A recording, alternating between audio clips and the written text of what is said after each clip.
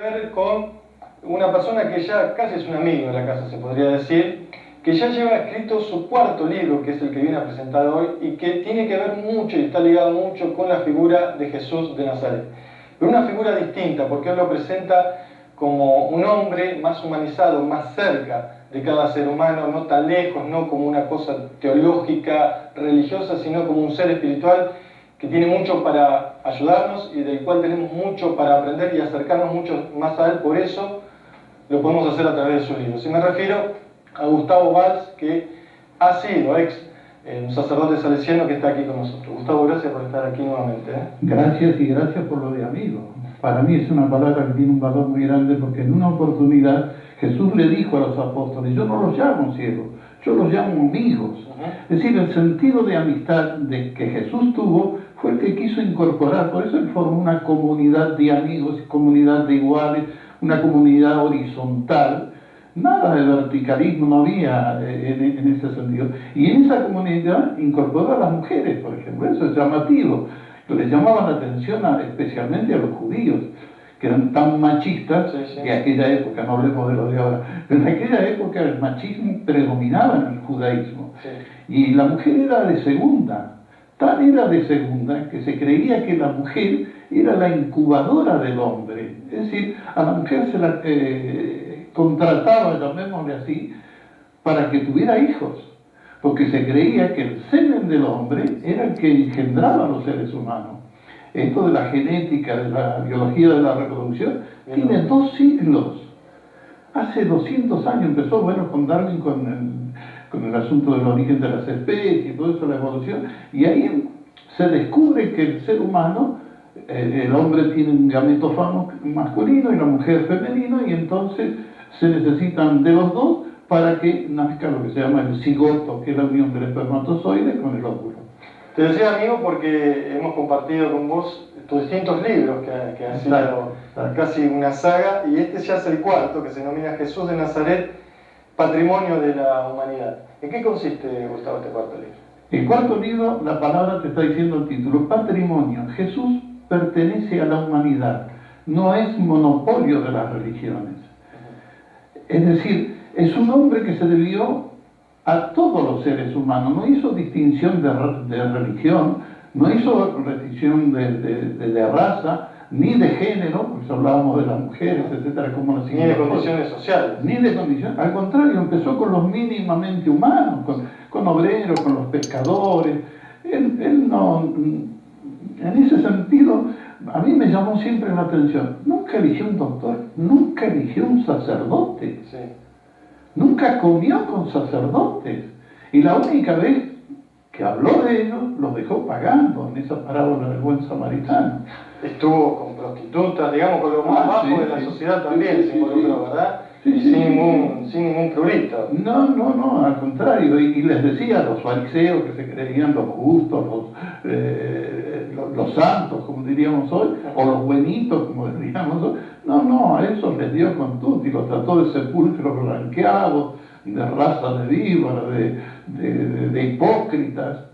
Tuvo palabras muy duras para esa clase de gente que se vestía, o sea, a la que le gustaba aparentar y no ser. Esa es la realidad de Jesús. Fue un revolucionario, realmente. Totalmente. En la época. Un revolucionario porque hizo hincapié en lo humano. Las grandes preocupaciones de Jesús fueron la salud. Fíjate qué importante. Hoy, 20 siglos, la salud es prioritario para nosotros. La alimentación. ¿Sabes que en los evangelios, los 4 evangelios, hay 124 comidas de Jesús? Estaba aquí. O sea, era un hombre, por eso decían que era comilón y borracho, les decían los otros, ¿no? Jesús le gustaba compartir el pan y compartir el vino en camaradería, porque era en esos momentos donde él podía dialogar, porque fíjate que nosotros le damos mucha importancia a las comidas de amistades, comidas de cumpleaños, siempre, porque en la comida uno se distiende, y fíjate vos que en la comida estamos todos sentados en el mismo nivel. La igualdad, ¿no? Cosa que a veces en otros actos, en la misma iglesia, en la iglesia el sacerdote está un poquito más arriba, siempre 2, 3 escalones, y por ahí antes se subía un púlpito todavía para mirarlo de abajo. Sí, ¿no? desde arriba. Ya marcaba una diferencia. Claro, y hoy en esta institución monárquica que es la Iglesia, hay todo un verticalismo, es piramidal la relación entre el Papa, los cardenales, los obispos, los párrocos, y después venimos nosotros los laicos. Y eso que este Papa dentro de todo se acercó mucho más a la gente. Este se ha acercado mucho a los humanos de Jesús, se ha humanizado. Sí. Yo digo que este Papa ha humanizado el papado, una de las características que tiene. Se ha arremangado un poquito, todavía le falta sacarse todas las pichas de esas. Es difícil. Bueno, pero claro, son muchos siglos. Eso comienza en el siglo IV prácticamente, en la época del emperador Constantino, cuando la iglesia pasa a ser la iglesia del Imperio Romano. Es decir, fue el hijo Teodosio en el año 380, es cuando instituye la religión cristiana como la religión del imperio y obligaba a todos los ciudadanos romanos a hacerse cristianos. Y ahí vino la debacle. Porque antes elegía uno ser cristiano. Aquí fue por Estaba obligado. Y se institucionalizó, que es lo peor, ¿no? Y bueno, y se institucionalizó en el mismo orden del Imperio Romano. Donde estaba el emperador, apareció el sumo pontífice. Donde estaban los senadores, los cardenales. Donde estaban los obispos, los gobernadores y así. Los gobernadores. Y casi se politizó también. Claro, y después derecho romano y derecho canónico. Y bueno, está ahí. Gustavo, más allá de la dedicatoria para nosotros, que es muy agradecido, tu libro comienza con un símbolo que utilizaban los antiguos cristianos, que tiene casi la forma de un pez, ¿no? Claro. ¿Nos podés indicar por qué utilizaste esto? El ser humano es un ser simbólico, es decir, nosotros usamos muchos símbolos para expresar nuestra interioridad. Por ejemplo, la palabra está expresando lo que yo pienso, lo que yo siento. Un abrazo de amigos, una expresión de mano, un beso. Siempre trabajamos con símbolos, nosotros nos expresamos a través de los símbolos. Y los primeros cristianos, en épocas de la persecución, los primeros siglos, hasta el siglo IV, o sea, el año 313, con el edicto de Milán, eran perseguidos, Diocleciano, Nerón, bueno, conocemos el nombre de esos emperadores. Entonces ellos, para distinguirse uno de otro, en el pescado, como te comentaba, hay dos líneas, una curva hacia arriba y una curva hacia abajo. Y se cruzan al final. Y se cruzan, que forman la cola. Sí. Y al principio sería, digamos, la cara del pescado. Si tenemos la imagen del pescado nos vamos a dar cuenta. Entonces, para identificarse uno en la tierra hacía el arco de arriba. Y el otro, si era cristiano, le hacía el arco de abajo. Esa era una manera en que ellos tenían como para sincronizar, digamos, su relación.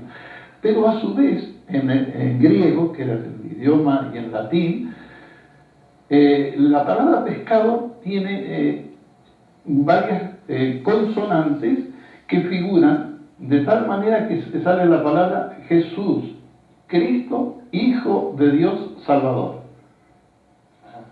Entonces ellos ya con eso ya se identificaban porque ellos eran seguidores de Jesús, los seguidores de Jesús. ¿Cuál es el contenido específico del libro, en este caso? El título te está hablando de ese patrimonio, del patrimonio de la humanidad. ¿Por qué? Primero por la imagen que presenta Jesús. Jesús usa una metáfora, un símbolo, que es Padre. Y donde hay un ser humano hay un Padre. O sea que es algo más universal que eso. Entonces, ya esta imagen, esta metáfora del Padre, que después le agrega él rasgos maternales en la parábola del hijo pródigo, es el centro de la predicación de Jesús. Tal es así que Jesús habla del reino de Dios, pero nunca habla a Dios como rey, lo habla siempre como Padre. Y luego cuando los apóstoles le piden que les enseñe a rezar, o sea, cómo se dirigen a Dios, le dice, díganle Padre nuestro. Ahí sintetizó en esas dos palabras Jesús nuestra filiación divina y nuestra fraternidad humana. Somos familia de Dios. Esto no necesita de rito, no necesita de culto, no necesita de templo, necesita de que pensemos en lo que somos. Ni intermediarios. Ni intermediarios. La intermediación, ya eso es propio de las religiones. Están los consagrados o los sagrados, los que manejan el rito, los que manejan el culto, los que hacen todo. En cambio Jesús eso no quiso. O sea, él era mucho más simple. Más simple, más directo y yo te diría más humano. Porque ya cuando vos te pones un título, ya te deshumanizás. Ya te deshumanizás. Fíjate que esto si uno lo entra a analizar, a una persona le decir, adiós doctor, está pensando en el título de él. Pasa un barrendero, ni lo saludás. Ahí te lo saludaste por el título.